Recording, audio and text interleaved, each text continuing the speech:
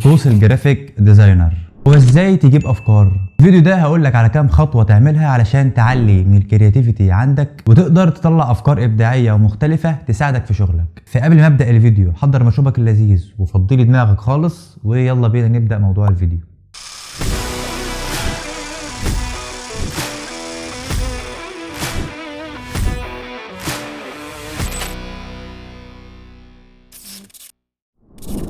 السلام عليكم ويا اهلا بكم من جديد. معاكم كمال وحيد. مبدئيا حابب اشكر كل الناس اللي بعتوا لي شغلهم ياخدوا رايي فيه، وكمان اللي بيسالوني ازاي نجيب افكار او اسئله خاصه بالمجال عموما. فشكرا جدا على ثقتكم وان شاء الله اكون عند حسن ظنكم. وكمان بعتذر لكم لان احيانا برد متاخر، ولكن ده بيكون غصب عني بسبب ضغط الشغل واني مؤخرا ما كنتش بفتح سوشيال ميديا كتير، فبعتذر لكم جدا على النقطه دي. ولكن في حل مناسب علشان موضوع التاخير في الرد ده، هو اننا نعمل كوميونتي او مجتمع نشارك في كل اسئلتنا وكل شغلنا. كنت عامل بقالي فتره جروب على تليجرام وفيسبوك، فهسيب لكم في الديسكربشن، ممكن نبقى نشارك اسئلتنا او شغلنا هناك، وهحاول الفتره الجايه اكون موجود وارد على كل الاسئله اللي بتبعتوها. ندخل بقى في موضوع الفيديو، يلا بينا. انك تجيب افكار ده موضوع مهم جدا بالنسبه لنا كديزاينرز، لان احنا في مجال اعتماده الاكبر على الابداع، فمطلوب انك تكون متميز ومبدع دايما وبتطلع افكار جديده طول الوقت. لازم انك تطلع بافكار جديده ومميزه. فعلشان تفهم قصدي من الشرح خليني اعرض لك جزء من شغلي واقول لك جبت افكارها ازاي. مثلا لو حللنا اللوجو ده لوجو مخصص لمعرض ستاير وبرائع. فكره اللوجو متكونه من اول حرف من اسم اللوجو هو حرف الام، وشكل المنتج اللي بيتباع هو الستاير، واللوجو ده كمان لمحل بيبيع ورد. وهنا كان طلب العميل ان اللوجو يطلع على شكل ورده، فطلع معانا بالشكل ده. نيجي على الجانب الاخر من تصاميم السوشيال ميديا. لو حللنا الصورة دي انت ممكن تشوف الديزاين مفيش فيه شغل وهادي وبسيط ومفيش فيه بهرجة خالص، ولكن الشغل كله هنا في الفكرة. الديزاين هنا كان لمكان بيقدم خدمات للسيارات، والفكرة هنا كانت معتمدة على السلوجان اللي هو ضمان لمدة 72 ساعة. فحبيت اجيب فكرة تربط بين السلوجان والعربية، فاستخدمت عداد العربية على انها ساعة، وظبطت مؤشر العداد على رقم 72، وطبعا ضفت اللوجو ورقم 72 كأنه منور في العداد علشان تحس انه واقعي اكتر. الديزاين ده كمان بيقدم خدمات للجيمنج على الموبايل. فاول ما تشوف الديزاين بتدخل في مود اللعب لما بتشوف شكل الموبايل طالع منه حرب وصواريخ وراجل نازل بباراشوت، وتفاصيل بسيطه زي خزنه السلاح او الخوذه اللي بيلبسها والشنطه اللي بيكون لابسها والقنابل وكل الكلام اللي في اللعب ده. وشكل الفونت مختلف تماما وغير تقليدي.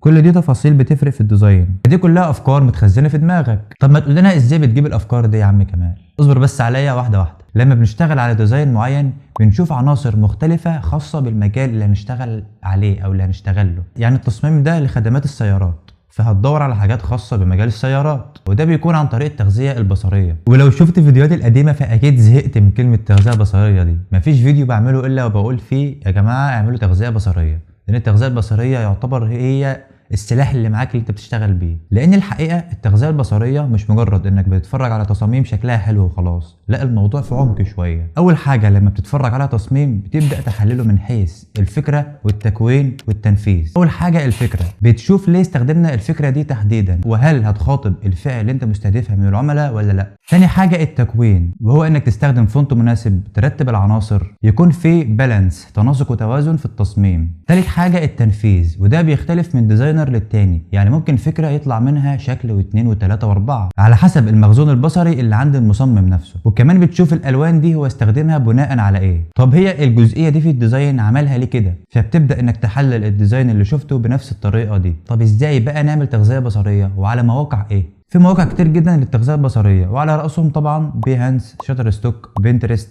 فريبك، دريبل، وغيرها كتير من المواقع. وهسيب لكم لينكات للمواقع دي في الديسكربشن، ممكن تبقوا تدخلوا تتفرجوا عليها. وبالمناسبه لو ما شفتش الفيديو اللي فات روح شوفه لانه هيفيدك جدا، لان شرح فيه اهم 5 مواقع تستخدمهم بالذكاء الاصطناعي. وكمان سيب لك في الديسكربشن هناك مواقع للتغذيه البصريه والالوان والخطوط وكل الحاجات دي. وكمان الافكار هنا مش معتمده على التغذيه البصريه بس، كذا حاجه كده انا شخصيا بعملها دايما، وهي القراءه. بجيب كتب خاصه بمجال الجرافيك واقراها، برضه هسيب لكم لينكاتها في الديسكربشن. وكمان بدون اي فكره بتجيلي. الافكار بتبقى كتيره جدا وبتيجي في اوقات مختلفه، فعلشان تثبت الفكره دي في دماغك لازم انك تسجلها في ورقه، لان طبعا مش هتفضل ثابته في دماغك طول الوقت. في اي فكره تجيلك حاول انك تدونها او تسجلها في اي نوت بوك عندك، لان ده يفيدك جدا الصراحه. وفي حاجه كنت بعملها اول ما بدات اشتغل في المجال ده، هو ان كنت بجيب الفكره او التصميم وابدا انفذه انا بطريقتي. بشوف مثلا فكره في ديزاين معين واحاول اطبقها ولكن بشكل مختلف بطريقتي انا. التصاميم دي كانت موجوده عندي ولكن الهارد اتحرق بكل اللي عليه،